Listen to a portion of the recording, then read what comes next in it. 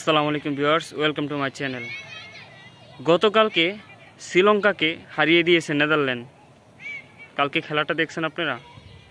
বিশ্বকাপের প্রস্তুতি ম্যাচে শ্রীলঙ্কার সাথে নেদারল্যান্ডের খেলা হয়। সেখানে নেদারল্যান্ড আগে ব্যাটিং করে 181 রান করেছে। 181 রান করেছে 5 উইকেট হারিয়ে, এবং শ্রীলঙ্কাকে 161 রানেই অল আউট করে দিয়েছে। মানে 20 রানে শ্রীলঙ্কা হেরেছে। অসাধারণ কালকে খেলেছে নেদারল্যান্ড। চিন্তা করেন, নেদারল্যান্ডের সাথে কিন্তু বাংলাদেশের খেলা রয়েছে বিশ্বকাপে। বাংলাদেশ কি পারবে? আপনার কী মনে হয়? শ্রীলঙ্কাকে হারিয়ে দিয়েছে। আর এই শ্রীলঙ্কার স্কোয়াডে যারা টি-20 বিশ্বকাপে খেলবে তারাই রয়েছে, সব ভালো ভালো প্লেয়ার সবাই রয়েছে।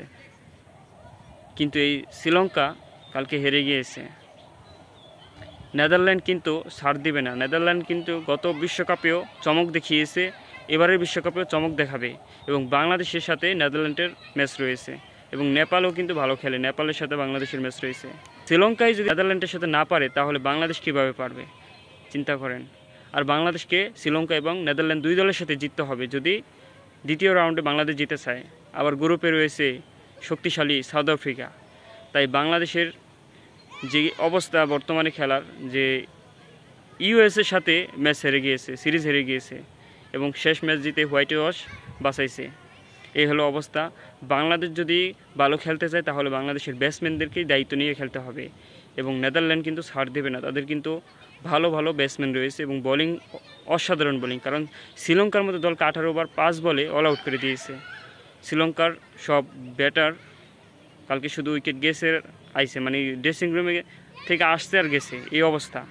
যাই হোক, নেদারল্যান্ড কিন্তু এই বিশ্বকাপেও খুবই ভালো খেলবে, এবং আফগানিস্তান, এই ছোটো ছোটো দলগুলো কিন্তু খুবই বিশ্বকাপে ভালো খেলে। ভয় দেখিয়ে দিল শ্রীলঙ্কাকে হারিয়ে।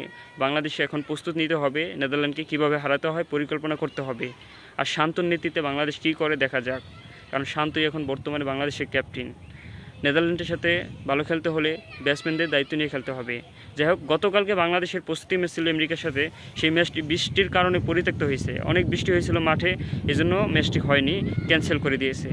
এবং বাংলাদেশের সাথে ইন্ডিয়ার ম্যাচ রয়েছে, বিশ্বকাপের প্রস্তুতি ম্যাচ 1 তারিখে। বাংলাদেশ যদি ইন্ডিয়ার সাথে ভালো খেলতে পারে, তাহলেই বিশ্বকাপে ভালো করতে পারবে আশা করি।